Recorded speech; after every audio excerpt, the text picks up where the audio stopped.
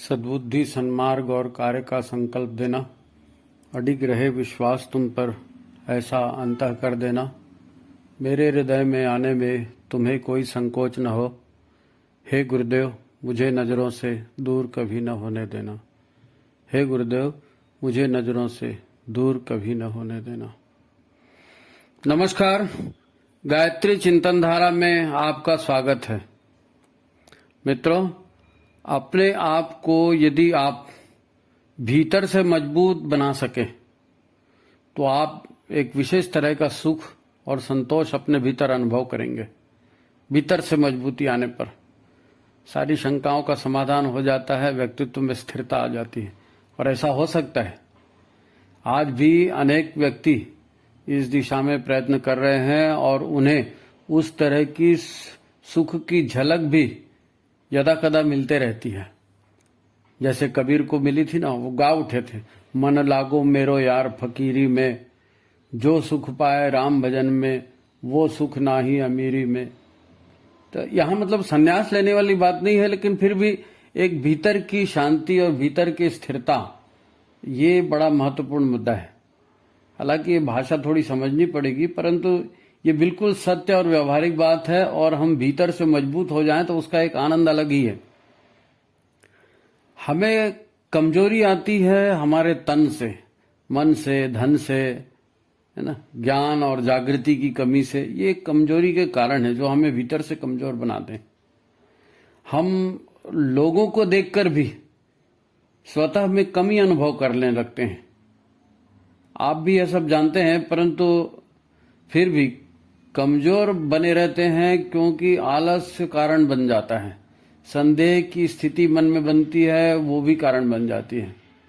तो संकल्प करके भी फिर आप उसे पूरा नहीं कर पाते। आलस्य है, संदेह है, मन में दुविधा है। तो मन की चंचलता आपको दूसरी ओर मोड़ देती है और फिर वो काम अधूरा छूट जाता है। कुल मिलाकर सफलता मिल नहीं पाती और फिर हम इसको उसको, कभी तकदीर को दोष देते रहते हैं और मामला फिर आया गया हो जाता है। फिर पुराने ढर्रे पे लाइफ चलने लगती। निश्चित ही आप भी विकास चाहते हो, परंतु अभी आप स्वतः पर काम का बोझ अनुभव करते हैं। इसलिए इधर उधर ध्यान देने के लिए फिर ऐसा लगता है आपको, कहाँ इधर उधर ध्यान दे रहे हो, इतना काम पड़ा है, उधर क्यों ध्यान दें। तो हमको सब कुछ असंभव जैसा लगने लगता है कि हम तो फंस गए हैं और हम कुछ नहीं कर सकते। फिर परिवार या समाज में कोई रोल मॉडल भी नहीं दिखता कि जिसको देख करके हम बदल सकें। तो आप वहीं के वहीं दिखते हो या स्थितियां और भी फिर बिगड़ते जाती। लोग उपाय नहीं निकालते कि कैसे भी करो, बस जीते रहो, है ना, बिजी रहो। जीते सब हैं, सब जी रहे हैं, हम भी जिएंगे, कोई अलग बात तो है नहीं। सबके साथ हो रहा है, हमारे साथ हो रहा है, कोई अलग बात तो है नहीं। खाली रहते हैं तो मन नहीं लगता है, तो ऐसा लगता है कुछ भी करते रहो और बिजी रहो, ताकि बोरियत और निराशा से बच जाएं। पर आज हर आदमी अपने आप को मैं व्यस्त हूं कहते हुए मिलेगा। सच तो यही है कि विकास की, बेहतर स्वास्थ्य की या प्रसन्न रहने की संभावनाएं हर व्यक्ति के भीतर रहती है और हमेशा से रहती हैं और रहेंगी आगे भी। परंतु लोगों को मार्ग नहीं सूझता, क्योंकि इन सभी के रहते एक नकारात्मक ऊर्जा का घेरा हम अपने चारों ओर बना चुके हैं। हमारे चारों ओर नकारात्मकता का एक घेरा बन चुका है। लोग मान चुके हैं कि मैं ऐसा ही हूं और मेरे में अब कुछ बदलाव नहीं हो सकता, यही मेरी सीमा है। ये मान चुके हैं लोग, इसीलिए नहीं बदल पाते, इसीलिए वो नया साहस नहीं आ पाता। अपनी ऐसी धारणा को तोड़े बिना कोई बात नहीं बनने वाली। अपनी इस धारणा को तोड़ना जरूरी है, पर यह सरल भी नहीं है। ऐसे में हम परिवारजनों या मित्रों से अपेक्षाएं करते हैं कि वो हमें सहयोग करेंगे, या अपने अधिकारों के लिए हम लड़ते हैं कि ये मेरे हक की चीज है, ये मेरे को मिलनी चाहिए। पर यह बात कुछ खास भला नहीं कर सकती, क्योंकि दूसरे भी आपसे अपेक्षा करते हैं कि आप उनकी मदद करेंगे और आप उनको उनके अधिकार से वंचित नहीं करेंगे। और होता यह है कि व्यवहारिक जीवन में हम कुछ न कुछ करने से छूट जाते हैं। जहां दूसरों की बात आती है ना, तो लेना याद रहता है, देना भूल जाते हैं। फिर दूसरे भी नाराज हो जाते हैं इसलिए सभी संघर्ष कर रहे हैं और सभी दुखी भी हैं। यही हो रहा है समाज में। और आज से नहीं, सदियों से सबकी जिंदगी ऐसे ही चल रही है, आगे भी ऐसे ही चलती रहेगी। और तब तक चलती रहेगी जब तक कोई अपने आप को, अपने विचारों को बदलने के लिए तैयार नहीं होगा, उस निगेटिविटी के भ्रमजाल से बाहर आने को तैयार नहीं होगा। मनस्थिति बदलने की बात है, अगर थोड़ी मनस्थिति बदल जाए तो हो सकता है। गुरुदेव कहते हैं मनुष्य अकेला पैदा होता है, अकेला मरता है और अकेला ही कर्मों का फल भोगता है।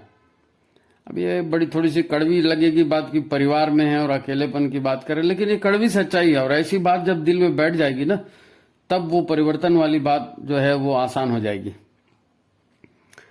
हम आस्था के संकट से गुजर रहे हैं, है ना। दुविधा, चिंता, ये सारी जो चीजें ना, ये आदमी को फंसा देती है। ये चरम भौतिकता का समय है ना। इसमें बदलाव के लिए रोल मॉडल मिलना आसान बात नहीं है। बुद्ध, महावीर, मीराबाई जैसे लोग राजपाट छोड़कर हमसे ज्यादा संतुष्ट हो गए। अहिल्याबाई है, शिवाजी, महाराणा प्रताप, छत्रसाल, भगत सिंह, है नी, आजाद, बिस्मिल, ये जितने भी क्रांतिकारी वगैरह लोग हुए हैं, है ना, जो अपने सिद्धांत को लेकर बलिदान हो गए, जीवन भी निछावर कर दिए, तो निश्चित ही ये लोग कोई मूर्ख थोड़ी थे, कोई मूर्ख नहीं थे। आज हम उनके गुणगान गा रहे हैं क्योंकि उन्होंने वो काम किया, बेहतर काम किया। स्वामी विवेकानंद को देखो, गए थे अपने गुरु के पास नौकरी मांगने और हो गए सन्यासी। दरअसल हमारे शरीर में, हमारे मन और संस्कारों में तमस या तामसी प्रवृत्तियां इतनी प्रबल है कि हम अपने आप को श्रेष्ठ मानने के लिए तैयार ही नहीं होते। आप हजार बोलते रहो कि मनुष्य ईश्वर की सर्वश्रेष्ठ संतान है और ईश्वर की शक्ति हमारे भीतर में, लेकिन कोई भी व्यक्ति इसको मानने के लिए तैयार नहीं होता। और इसका कारण भी है, शरीर में मल भरा रहता है, न पेट साफ होता है, न पसीना ढंग से निकल पाता है, न फेफड़े भर के हम ऑक्सीजन ले पाते हैं। हमारे जीवन आदर्श और हमारी मान्यताएं ही गलत हैं और गलत धारणाओं पर हमारा जीवन चल रहा है। अरे भाई, बड़ी बड़ी उपलब्धियां चाहिए तो छोटी मोटी बात को आपको नेग्लेक्ट करना पड़ेगा, नेग्लेक्ट करना पड़ता है, छोटी मोटी चीजों को छोड़ना पड़ता है बड़ी बात के लिए। सहयोग या सम्मान पाना है तो सहयोग करना भी पड़ेगा ना, सम्मान देना भी पड़ेगा लोगों को। सफलता और सम्मान पाने के लिए अपनी क्षमता, अपनी पात्रता को बढ़ाने का काम भी आपको स्वयं करना पड़ेगा, है ना। वो एक गीत हम लोग गाते हैं, याद है गीत? औरों के हित जो जीता है, औरों के हित जो मरता है, उसका हर आंसू रामायण, प्रत्येक कर्म ही गीता है ना। ये जीवन जीने का तरीका है, इस तरीके से महान बना जाता है, सफल बना जाता है। हमारी दिक्कत यह है कि हर सफल, सम्मानीय या महान काम करने वाले को हम झट से महापुरुष या देवता या नेता इस टाइप का मान लेते हैं कि वो अलग है और हम अलग है, ऐसा मान लेते हैं, ऐसी धारणा तुरंत बना लेते हैं। इसका दूसरा अर्थ क्या है? इसका दूसरा अर्थ ये है कि मैं हीन हूं, मैं सामान्य हूं, मैं घटिया हूं, वो अच्छा है, वो दूसरा, उसकी कैटेगरी अलग है, वो देवता है, वो महापुरुष, मैं महापुरुष नहीं हूं। ये डिफ्रेंसिएशन ये हो जाता है। इसका मूल कारण वही हीन भावना है जिसका वर्णन अभी किए अपन। अब मैं घटिया हूं, ऐसी स्थिति में कोई कैसे अच्छा काम कर पाएगा, है नहीं? तब हमारे आगे हजारों उदाहरण आ जाएं, हम नहीं मानने वाले, नहीं मानने वाले, नहीं मानते ही नहीं। बचपन से हम लोग पढ़ रहे हैं, आपने संस्कृत पढ़ा होगा, संस्कृत में एक सुभाषित स्कूल में प्राय सभी ने पढ़ा होगा, उद्यमेन ही सिद्ध्यंति कार्याणि न मनोरथै, न ही सुप्तस्य सिंहस्य प्रविशन्ति मुखे मृगाः। हिंदी में उसको कहते हैं कि सोते हुए सिंह के मुख में हिरण नहीं घुस जाते। सिंह को भी, जंगल का राजा है, फिर भी उसको जो है प्रयास करना पड़ता है अपने भोजन के लिए। अच्छा, जो प्रयत्न करके सफल हो जाए तो झट से हम उसकी कैटेगरी अलग कर देते हैं ना कि वो सफल हो गया। भाई, सब लोग सफल नहीं हो सकते, किसी किसी की लक रहती है, वो हो जाता है। और कोई प्रयत्न करके असफल हो जाए तो हम तुरंत कहते हैं बड़ा चला था हीरो बनने के लिए, देख हो गया ना ढेर। अरे सबसे नहीं बनता ये काम। ये हम कहते इसलिए है कि हम उसे खुद से नहीं करते बन रहा है, इसलिए हम उसको ठप्पा सबके ऊपर ला देते हैं कि सबसे नहीं बनता तो तुम्हारे से भी नहीं बनेगा। सबकी तकदीर एक जैसी नहीं होती भाई। ये सब नकारात्मकता में हम डूबे हैं, अज्ञान में डूबे हैं और ये मानने को तैयार ही नहीं है। मैं आज के उदाहरण देता हूं। आप टीवी देखते होंगे, सारेगामा सीरियल आता है, लिटिल चैम्प्स आता है ना। इसमें छोटे छोटे बच्चे कितना सुंदर गाना गाते हैं, कितना सुंदर गाना गाते हैं। और ये बच्चे कोई रईस के घर के नहीं होते, टाटा बिरला के घर के, किसी बड़े उद्योगपति के घर के नहीं होते। छोटी छोटी गलियों से, गांवों से ऐसे बच्चे आते हैं, मेहनत करके आते हैं, एक लक्ष्य बना लेते हैं कि मेरे को तो अच्छा गाना है, और वो गाते हैं और आते हैं। क्रिकेट में देख लीजिए आप, क्रिकेट के जितने सितारे हैं, वो हार्दिक पांड्या ले लो, महेंद्र सिंह धोनी ले लो, किसी को भी ले लो आप, सब छोटे छोटे घर से आए हैं और कड़ी मेहनत करके आए हैं। आज वो सूर्य कुमार का नाम आ रहा है ना, कितना बेचारा गरीबी में रहा और कितना उसका तिरस्कार हुआ, कितने वो डटा रहा हो, और आज विश्व का सर्वश्रेष्ठ क्रिकेटर कहला रहा है वो T20 का। छोटे छोटे घर से आए हैं, वो सब कर सकते हैं, उन्होंने मेहनत की है और वो सफल हुए हैं। मेहनत करने वाला सफल हो सकता है, उसकी कोई पैदाइशी कैटेगरी नहीं होती। अब हमारे प्रधानमंत्री को देख लो, नरेंद्र मोदी को, काम वाली बाई का लड़का है वो नरेंद्र मोदी। उसकी माँ जो है दूसरों के घर में पानी भरती थी और बर्तन मांजती थी, कोई गॉडफादर नहीं था उसका, करने से हुआ है। आप भी करेंगे, आप भी हो सकते हैं। मेरी परिस्थिति अलग है, मेरे दर्द को कोई नहीं समझता, ये सब दकियानुसी बातें, ये सब अपने असफलता को महिमा मंडित करने की बातें। हमें शरीर और मन को बदलने वाली, प्रतिभा को निखारने वाली भीतरी शक्तियों पर विश्वास करना चाहिए। उनमें वो शक्तियां हैं, तब तो वो सारेगामा में गए, तब तो क्रिकेट के टॉप बने, तब तो प्रधानमंत्री बने, वो सब में थी। हम में क्यों नहीं हो सकती? एटलीस्ट हम लोग सुख शांति से रह तो सकते हैं। यहां तो जिसको भी देखो बोलता मरने को फुर्सत नहीं है, मैं बहुत बिजी हूं, मैं बहुत परेशान हूं। तो ये सब, इन सब के जीवनों में ऐसा नहीं था। उन्होंने कैसे पाया? अच्छा, आपने निम्न और मध्यम वर्ग के लोगों को राष्ट्रीय और विश्व स्तर पर प्रतिभा विकसित करते हुए नहीं देखा है क्या? आप अखबार में पढ़ रहे हैं, टीवी में देख रहे हैं, फिर आपको यकीन क्यों नहीं होता? अच्छा, मजे की बात यह है कि ये सारे जो कीर्तिमान है जिसकी अपन ने अभी चर्चा की, ये कीर्तिमान भौतिक स्तर के हैं। क्योंकि भौतिक स्तर में इसलिए कह रहा हूं कि टेंशन इसमें भी होता है, तनाव इसमें भी होता है, लड़ाई झगड़े इसमें भी होते हैं, वाद विवाद इसमें भी होता है। लेकिन सुख शांति की जिसकी हम बात कर रहे हैं, सुख, संतोष और आंतरिक स्थिरता या शांति का मुद्दा, ये थोड़ा अलग है। यहां आंतरिक या आध्यात्मिक शक्तियों के विकास की बात आती है। तो जब भौतिक शक्तियां मिल सकती है तो आंतरिक आध्यात्मिक शक्तियां भी हम पा सकते हैं ना। मेहनत से, प्रयत्न से, उचित मार्गदर्शन से और इच्छा शक्ति से सब हो सकता है। तब ये जीवन के प्रति दृष्टिकोण बदलने वाली बात है, और यह भी सहज संभव है। असंभव नाम की चीज यहां भी नहीं है। देखो, गुरु नानक देव हुए थे वो मुस्लिम आक्रांताओं के जमाने में, और लोग कितने दुखी थे, कितने परेशान थे। हालांकि नानक जी ने कोई तलवार नहीं उठाई, लेकिन नानक ने कहा, नानक नाम जहाज है। नाम, यहां पर नानक नाम मतलब नानक का नाम नहीं, नाम ईश्वर नाम। क्योंकि नानक ही ये कहते हैं कि एक ओंकार सतनाम कर्ता पुरुष है ना। वो जो नाम कह रहे हैं वो ईश्वर के लिए कह रहे हैं कि ईश्वर सत्य है और वही करता है। इसलिए इन लोगों से मत डरो, तुम परिस्थितियों से मत डरो, उस ईश्वर का ध्यान करो, उसकी शरण में चलो, और वही तारने वाला है। जब वही महसूस होगा कि वो ईश्वर हमारे अंदर भी है और वो गर्व हमारा जागृत होगा, तो उसी से हमारी मुक्ति होगी। सारी निगेटिविटी तभी छूटेगी। मीरा की निगेटिविटी छूटी ना, मेरो तो गिरधर गोपाल भाड़ में जाए, वो राजमहल और जो भी है वो तो चली वहां पर, है नहीं। कबीर कहते हैं, जो सुख पावे राम भजन में, वो सुख नाही अमीरी में। क्योंकि अमीरी मतलब वही लेन देन, सांसारिकता की बात है। और ये जिस राम भजन की बात कर रहे हैं, ये आंतरिक मन के, आंतरिक चिंतन के बदलाहट की बात है। ये साधना का विषय है, ये साधना का विषय है। अच्छा, कृष्ण भी है ना, मीरा, नानक और इनका बात किया। कृष्ण तो कितनी बड़ी बात बोलते हैं, अपना प्रमाद छोड़ो और अपने कर्तव्य पर ध्यान दो। पूरी गीता अर्जुन को बड़ी लड़ाई में उन्होंने सुना दी वहां मैदान में बैठे बैठे कि अपना प्रमाद छोड़ो और अपने कर्तव्य पर ध्यान दो। कर्तव्य करते रहो, बाद में फिर सब अपने अच्छा काम रहेगा तो रिजल्ट भी अच्छा निकलेगा ना जी। अब यह सब प्रैक्टिकली होगा। और कैसे होगा, ये गुरुदेव कहते हैं कि तुम मेरा काम करो, मैं तुम्हारा काम कर दूंगा।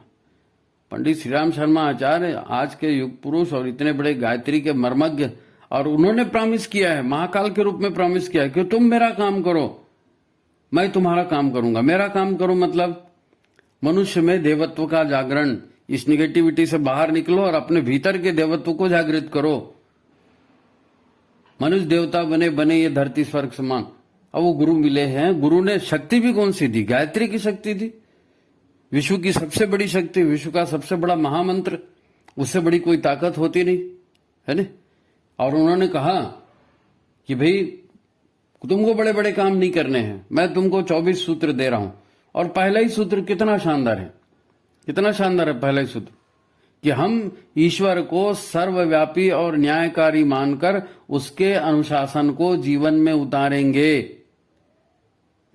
शरीर को भगवान का मंदिर समझकर आत्म संयम और नियमितता द्वारा आरोग्य की रक्षा करेंगे। छोटे छोटे सूत्र हैं दैनिक जीवन के, छोटा छोटा सूत्र है। ईश्वर के आदेश पर चलना है। कोई क्या कहता है भाड़ में जाए, दर्द हो रहा है भाड़ में जाए, तकलीफ हो रही है भाड़ में जाए, गुरु के आदेश के अनुसार, ईश्वर के अनुसार। ईश्वर का आदेश क्या है, अनीति नहीं करना, छल नहीं करना, चोरी नहीं करना, डकैती नहीं करना, दूसरे का कष्ट नहीं करना। ये सारी बातें छोटी छोटी बातें हैं ना जी। शौच करना है ना, दिमाग के तनाव को खाली करना, ये जरा जरा सी बातें, इसकी प्रैक्टिस करनी है।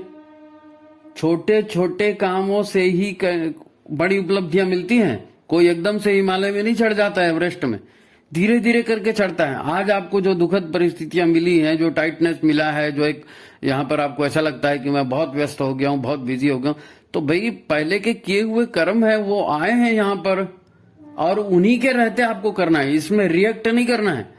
गीता में कृष्ण ने कहा है कि मनुष्य का जीवन ऐसा होता है कि उसके सामने जो प्रतिक्रिया आती, क्रिया होती है, तो वो उसके ऊपर रिएक्ट करता है, प्रतिक्रिया। आपको क्रिया के ऊपर प्रतिक्रिया नहीं करनी है, वो तो फिर कर्म बंधन में फंसेंगे आप। जो क्रिया हो रही है, जो खुद दुखद परिस्थितियां भी आ रही है, तो उसको स्वीकार करिए, क्योंकि दुख जैसे आया है वैसे जाएगा, खुशी जैसे आती है वैसे जाती है। तुम खड़े रहो, स्थिर रहो, तुम देवता हो, रिएक्ट मत करो। और तुम्हारा काम क्या है, सत्कर्म करना। तुम्हारा काम क्या है, सद्बुद्धि को धारण करना। तुम सद्बुद्धि को धारण करो, सत्कर्म करो, इसका भी फल मिलेगा ना जी। पहले की बातों का फल आज बुरी परिस्थिति में है, तो आज अच्छा काम करोगे तो आज की परिस्थिति में भी मिलेगा। और यही तरीका है जो गुरुदेव ने समझाया है, यही तरीका है। कितना सफल तरीका, बहुत लोगों ने इसमें लाभ उठाया। आप गुरु से दीक्षा लीजिए, गायत्री मंत्र का विधिवत जाप करिए, अपनी प्रतिभा का निखारिए, प्रतिभा को, संस्कार को सीखिए, संस्कारों को सिखाइए। संसार है, यहां लेन देन सुख दुख तो रहेगा ही रहेगा। इनसे मुक्त होने के लिए आपको अपने भीतर का जो ऊर्जा है, भीतर की जो प्रकाश है, उसको जागृत करना पड़ेगा। जब गुरु के हिसाब से आप चलेंगे, उस पर श्रद्धा रखेंगे, जो दीक्षा में आपने जो संकल्प लिए हैं, उन संकल्पों का जीवन में व्यवहार करेंगे, तो आपके जीवन में नए सूर्योदय का शुभ अवसर है। ये नए सूर्योदय का, जीवन बिल्कुल बदल जाएगा, कायाकल्प हो जाएगा जीवन का। ये सूर्योदय की बात कही है ना, जीवन में नया सूर्योदय है। और नया सूर्योदय ये शुभ अवसर है। आपके भी जीवन में शुभ अवसर आएगा। अगर अभी तक नहीं आए हैं, आपने दीक्षा नहीं ली है, तो दीक्षा लीजिए। और अगर दीक्षा ली है तो एक बार खोल के देखिए कौन कौन से हमारे संकल्प है, उनको कीजिए। कर्मण्येवाधिकारस्ते, आपके हाथ में सिर्फ कर्म करना है। आप कर्म नहीं करेंगे और दूसरे को देखेंगे और दूसरे पर टीका टिप्पणी करेंगे, कभी आपका भला नहीं हो सकता। तो आपके हाथ में है, आप अपने जीवन का सूर्योदय कैसे करते हैं। तो ठीक है मित्रों, आज की बात यही समाप्त हुई। अब मैं बार बार आपसे निवेदन कर रहा हूं सर कि ये जो है एक आंदोलन है, विचार क्रांति अभियान एक आंदोलन है। और आप ये जो सुन रहे हैं, आपको अच्छा लग रहा है तो आप इसको लाइक करिए, शेयर करिए, और जो भी नए लोग जुड़े हैं वो सब्सक्राइब करिए, और इसका अधिक से अधिक प्रचार कीजिए। एटलीस्ट ये प्रचार तो कर ही सकते हैं ना। अभी कई लोग हमसे कह रहे हैं कि भाई साधना के कोई कार्यक्रम होंगे क्या, आप लोग करेंगे क्या? हम सब करेंगे, साधनात्मक प्रशिक्षण भी होगा, सारे कार्यक्रम होंगे। आप रिएक्ट तो करना सीखो, एक हाथ से ताली नहीं बजती। अब ये चैनल बन गया है, चैनल पर विचार आ रहे हैं, है ना, तो आप उसके ऊपर रिएक्ट करिए, जुड़िए, अपनी समस्याएं लिख के भेजिए, अपने सुझाव लिख के भेजिए, कुछ प्रश्न आता है, क्वेरी आता है, उसको लिख के भेजिए, ठीक है। तो हम सब मिलकर के भविष्य को उज्जवल बना लेंगे। परम पूज्य गुरुदेव की जय। सभी को नमस्कार।